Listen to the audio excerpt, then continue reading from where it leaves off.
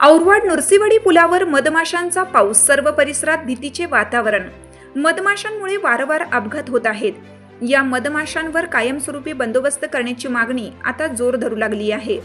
वारंवार या रस्त्यावर अपघात वाढत आहेत, तर 7 खेड्यांमध्येही अपघाताचे प्रमाण वाढलंय।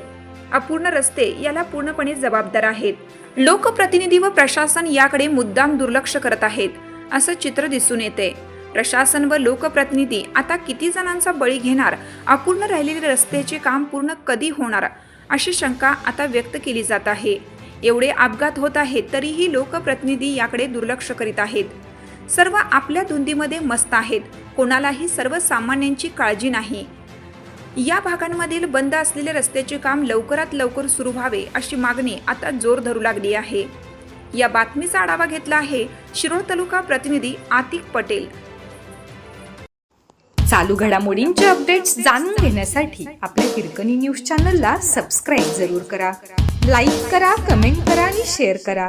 बेल आयकॉनवर प्रेस करा आणि नोटिफिकेशन्स मिळवा।